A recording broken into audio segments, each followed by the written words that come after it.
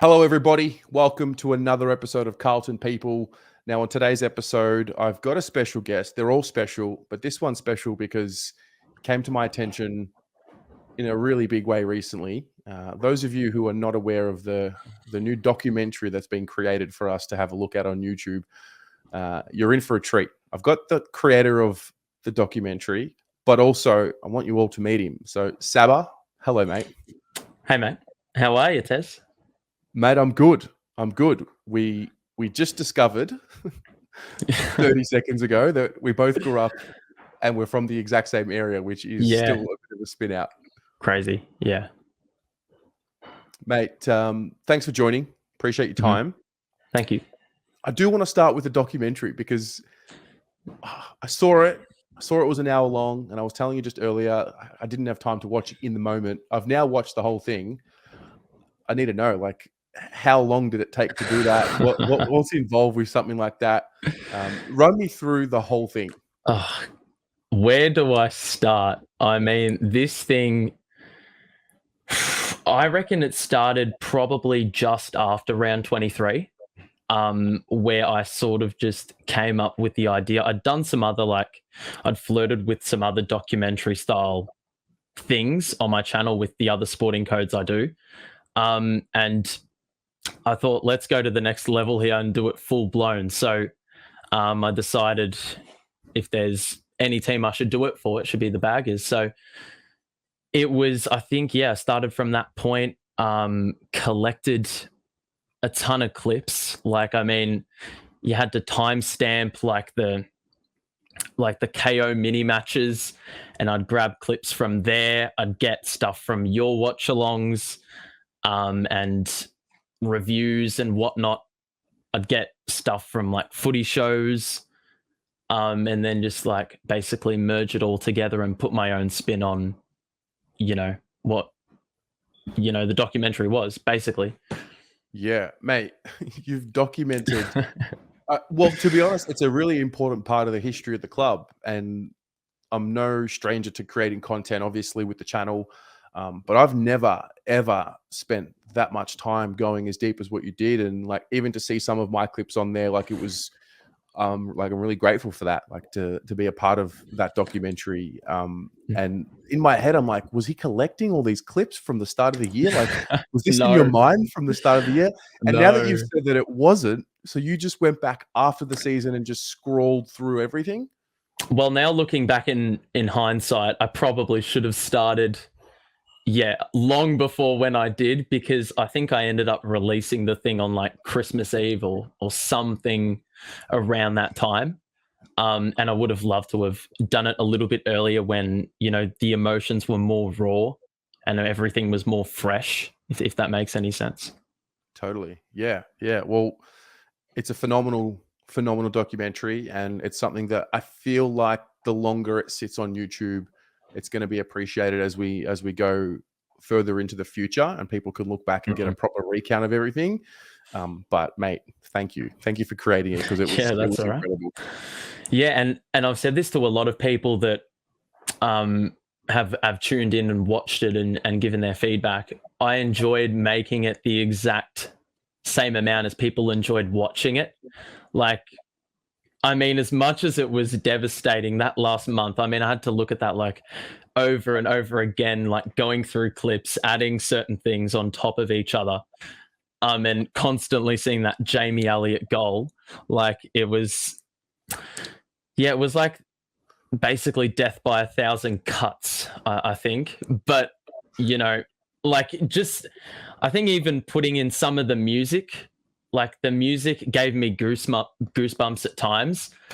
It's crazy what footy does to you. It's even crazy what music does to change the emotion of, a moment. Totally. Well, for those of you watching along right now, the link to the video is in the description of this video, and I highly recommend you get yourselves a cup of tea, sit down. Before round one would be ideal, before season 2023 kicks off, and give it a watch. So, Saba, let's maybe go a bit more deeper into you, as a Carlton person, big fan. Where does it all begin? What's the story? Well, it's basically it's come from my dad who supported Carlton, and his dad supported Carlton. Um, and basically all my life it's been supporting Carlton. There's never been any deviation or thought of deviating off to somewhere else, as much as that was very tempting in like an 8-year period. Um, we've always stuck fat. And there's been some big moments in there as well. I mean, one thing that sticks out to me is like the 2011 elimination final I went to. That's the only final I've ever been to. It's probably one of our only finals in over a decade. And moments like that, like that's what we live or to see as football fans. Like we're not here to see the team fall short and not make September action. So that was a pretty surreal moment. But yeah, there's been plenty of bad mixed in with good. For sure. What's your first memory? First flash that comes to mind? Well, I actually, I think it was the first game I went to was 2008. It was against Port at then the Telstra Dome.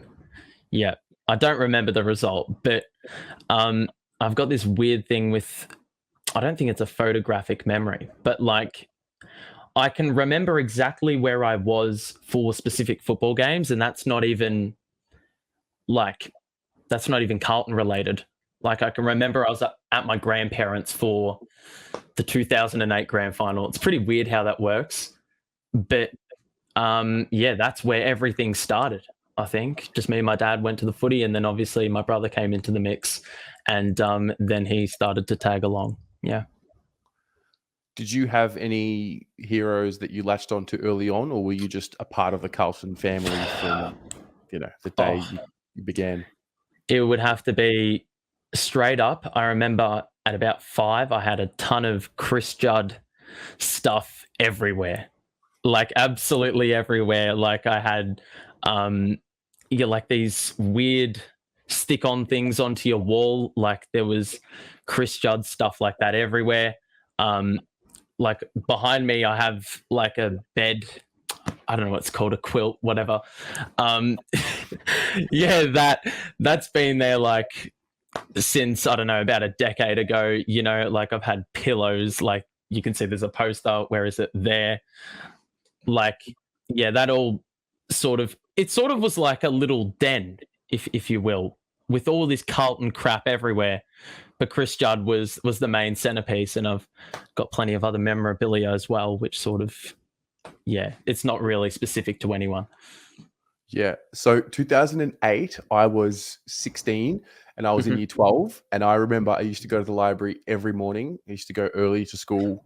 Mum would drop me off and go to work. And then if there was a Chris Judd photo in the paper, I would always cut it out and stick it on my locker. And because it was like his first year at the club, it was a big deal. He's at Carlton. Carlton's a big draw card for news and attention. By the end of the year, I remember having like, I'm serious, like 85 different photos of Chris Judd on the inside of my locker. Yeah. I mean, honestly, when he went down with that injury, I think it was, I don't know what year it was. I think it was 2012, maybe a little bit later. Yeah, or 15, whatever.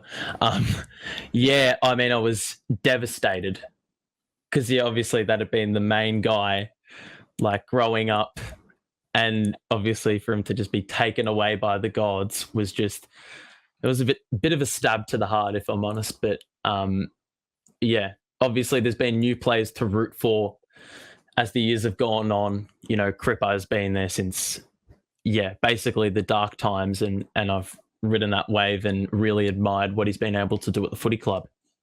Yeah, for sure. So that was a really short-lived rebuild when I look back on it, because I remember like we've gone through this one now, which it's still going. I don't know how you define the rebuild, but I remember back then thinking, this is just the natural progression. We get the draft picks and then the best player in the league, and it's just going to happen. So I remember 2011 pretty clearly, and I was pretty confident we'd win that, but I was not ready for it to all come to to an end when it did, which when you look back, it was probably, even though we made the final in 2013, that was by default. I feel like 2012 is the year it really just came to a car crash ending.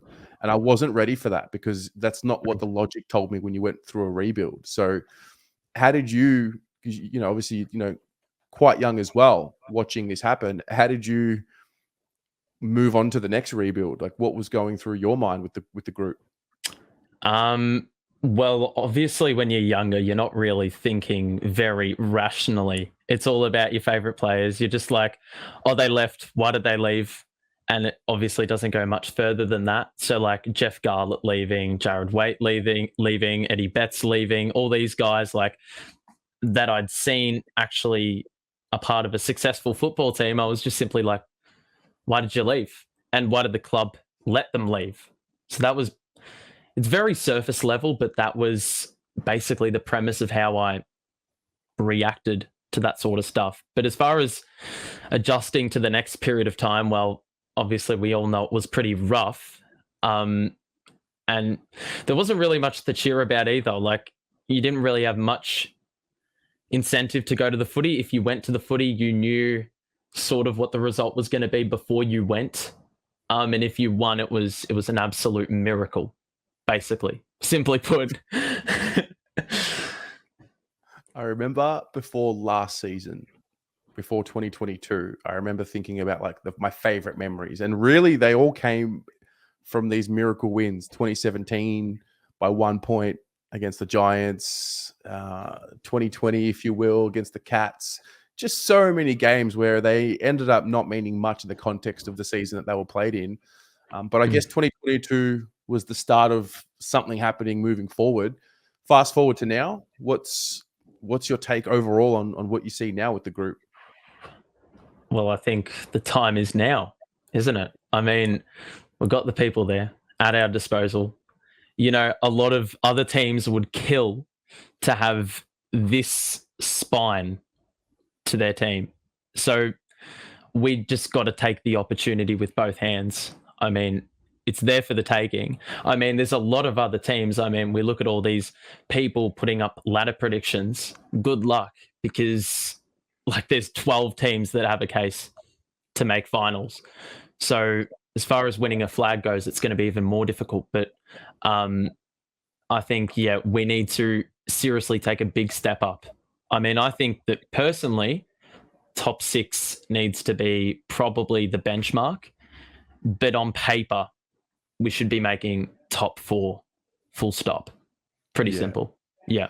Yeah, I mean, when you have 2 Coleman medalists, a Brownlow medalist, probably a future Brownlow medalist, and then one of the best 3 or 4 defenders in the league, it's like, what else do you want? And I don't think our bottom end is like, it's probably not the best, but I don't think it's that bad to the point where it hinders us too much, because I think our top end talent is right there with the best. Having said that, I could be completely biased, and that might just be crazy talk, but yeah, there's a weird sense around it, isn't there? It's like we have everything we need. Let's, we just need to go out and do the thing. And I don't know what's holding us back, in your opinion. Well, to be honest, I think it's just putting it all together. I mean, we can look back on last season and we can say something as simple as, well, we play 4 quarters and instantly you look at the Hawthorn game, you look at the Port game, you look at the Bulldogs game, the Sydney game. I could go on and on about specific games. But you win those more convincingly and you put together maybe even a 3-quarter performance, and you've got enough percentage to go into finals and potentially, with the people you've got, make a run. So this year, I think it's basically about perfecting the game plan and fine-tuning it so then we can apply it for a full 4 quarters. I mean, doing the documentary, I think Matthew Lloyd said that we're basically getting tired out so quickly because we're overexerting ourselves in a very short space of time. So I think it's also about playing more smartly than, just throwing all our chips at 1 quarter, if that makes sense. Yeah. We're definitely run out of emotions. We use them up and we probably fluctuate a bit too much at this stage. Like it's either very, very high or very, very flat. So Mhm.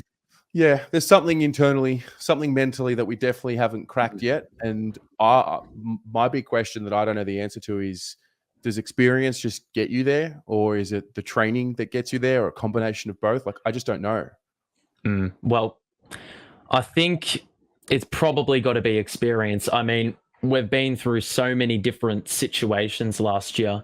I mean, the last month in itself should have been enough of an experience to, you know, show you how to play or at least end off a game, and put teams to bed. So I think, yeah, that's probably got to be the starting point if we're going to make the next step, I think. Yeah. I want to touch a little bit more on you and your channel. Mhm. How does Sure. YouTube begin for you? Tell us a story of that. When did you start YouTube, and what does your channel do?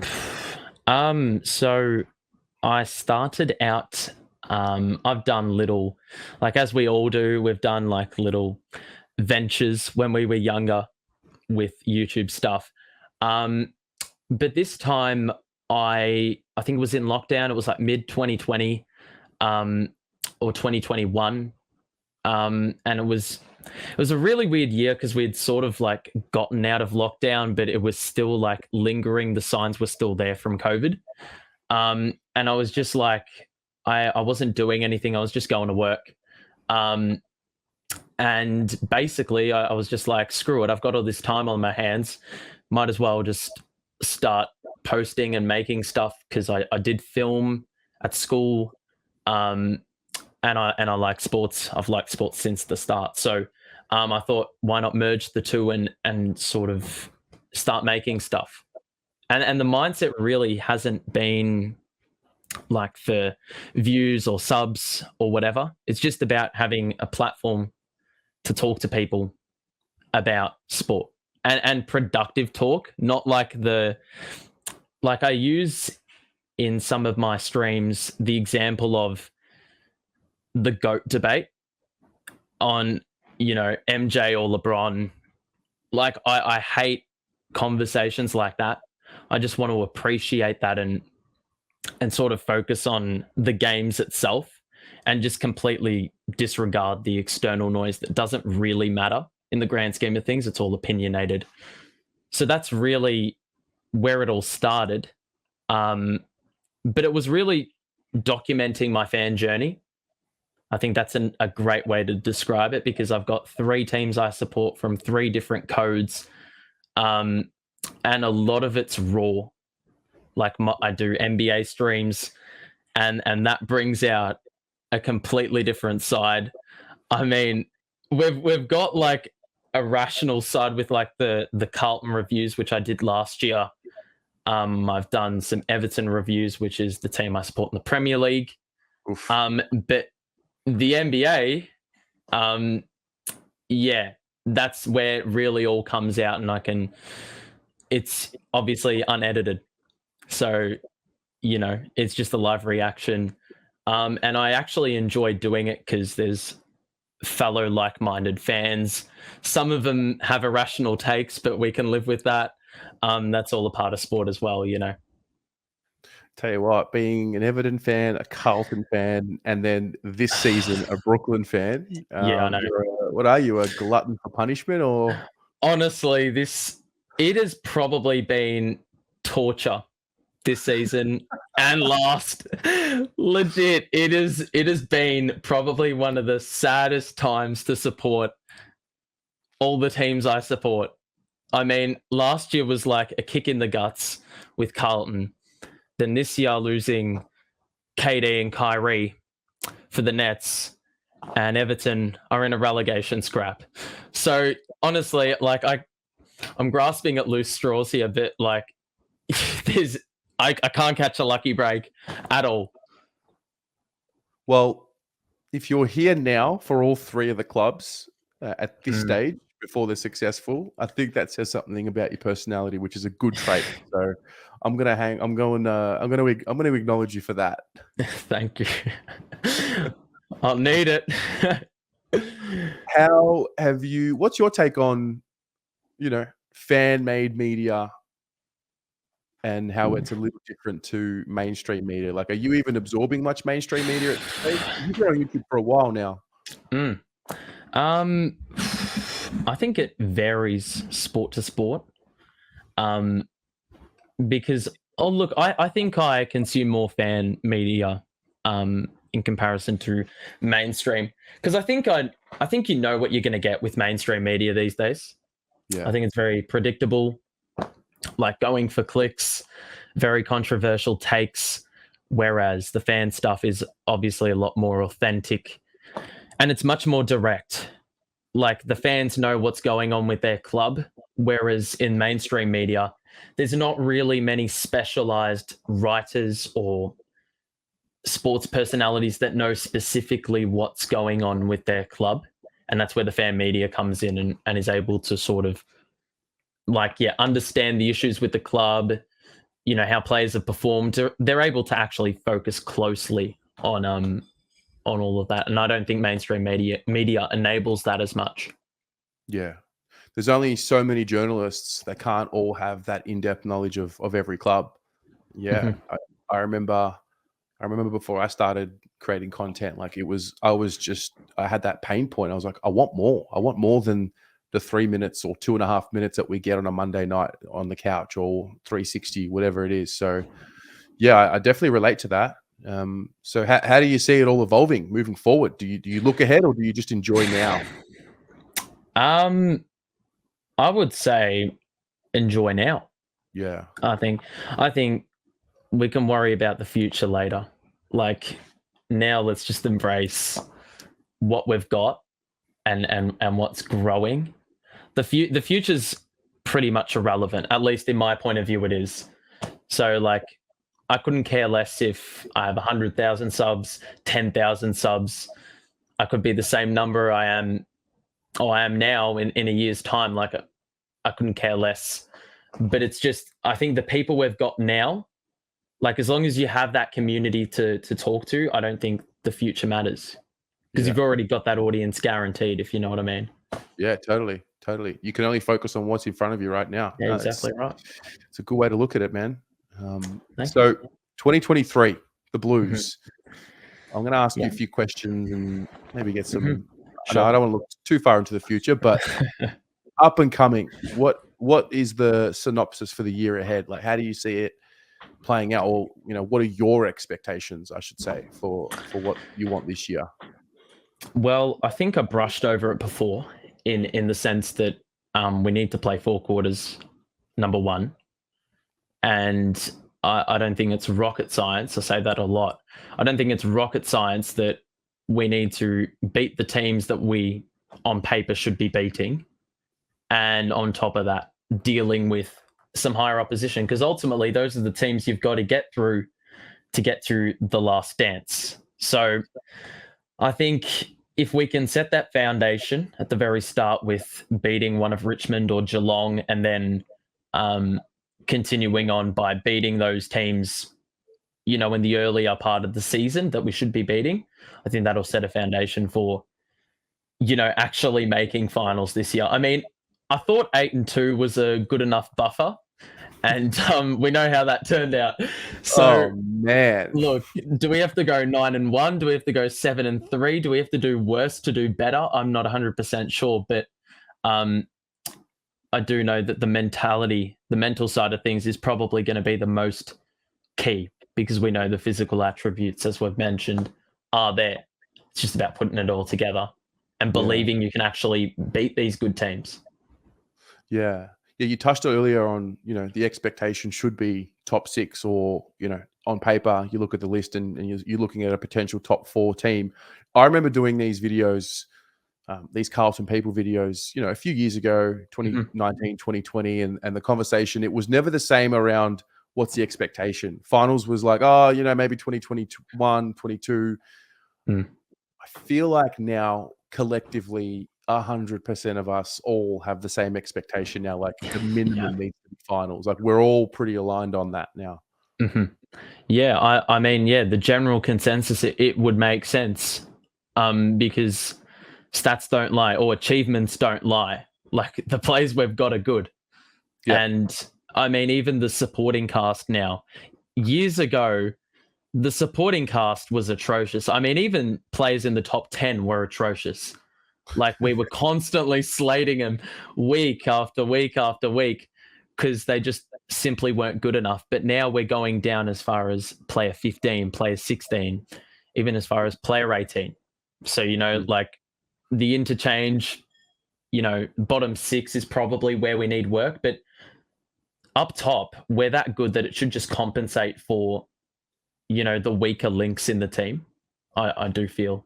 Mm-hmm. Who's going to have a breakout year in your eyes? Well, I think the two that have been mostly mentioned, Zachy Fish and Jesse Motlop. I mean, Mott's looks incredibly huge in comparison to last season, where he looked like he was going to get pushed around with ease. This season, he looks a lot more comfortable at the level. At least that's what the preseason games implied. He looks much more comfortable at the level and much more imposing in that forward line. So I think he's probably going to be the number one. But honestly, there is one player I'm hoping, and I've hated his guts year after year, and I've been tough on him, but Lockie O'Brien, like that wing spot is up for grabs. I mean, it's a debate whether Walsh or Chera belongs there to go with Akers, but Lockie O'Brien, if he's real, this season is got to take a step up. Like with the running power, the kicking, he's got to be more physical. I don't know if the preseason showed good signs, but if we're talking about who I want to break out, it's Lockie O'Brien. Yeah. Yeah, if we get to the end of the year and Lockie O'Brien's gone up another gear, especially with Akers in the side. Akers, even just watching him, it just instantly I feel so much more at ease knowing he's on one side of the ground and that role on that side is going to be taken care of. But there is a bit of a question mark around that other wing. Lockie O'Brien probably gets the first crack at it. And then you talk about Ollie Hollands, who you just feel like pretty quickly he's going to get there. Like he's got something about him, Ollie Hollands. Well, yeah, I mean, obviously the time is running out for Lockie because he's 23 or 24, roughly around that mark. So he's had a long time in the system, exposed to it all. And I think it's undisputed that Ollie Hollands is going to take over. Like he's going to be better than Lockie. That's probably a bold take, given he hasn't played an AFL game yet. But that being said, yeah, I think he's got a very small window to put it all together. If he does put it all together, then we're set. If he doesn't, then we've obviously got someone else banging down the door and ready to contribute, I do think. All right. I like it. I've got one more for you. I ask everyone the same question at the end of this series. Which year will be the year that we lift up the Premiership Cup? Sheesh. Big question to spring on me. Yeah. Sheesh. I reckon next year. Wow. Next year. Yeah. I think this year is going to be the year where we get in the top 8 and realize that finals feeling, what it feels like to play finals. Because obviously barely anyone has experience. And we'll face periods of adversity in that final series. And then hopefully, based off that trend, the following year we'll build upon it again and go one better. That's, of course, being optimistic. Knowing us, we won't even capitalize on this period of high at all. But if I'm being proper optimistic, next year needs to be the year, I think. I like it. I thought you were going to stretch it out to like 26. I'm very pessimistic with that sort of stuff. But if I look at it on paper, 24 should be the year. If I'm being realistic with myself, and given what we've been through year after year after year, and the rebuild's been going on since the beginning of time, then it will be 26 or later or never. So, yeah. No, I like it. I like it. Mate, thanks so much for your time. I really appreciate it. It's worries. great to connect with you. For those Thank you. watching, where can we find you? Where's the best place to find you? Well, I don't really advertise on socials, which is sort of odd for YouTubers these days.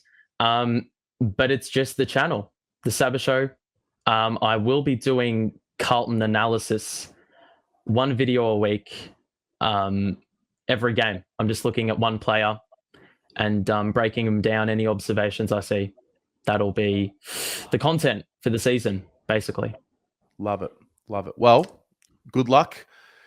Thank you. I take my hat off to you doing it for 3 clubs, especially 3 clubs in the situation that your 3 are in. Yeah. But it does make for good content, and it does make for good community when you find others that are interested in what you're interested in. So, yeah, all the best with everything, and man, we'll get you around again. Love to see you again. Thank you, Terry. Thank you.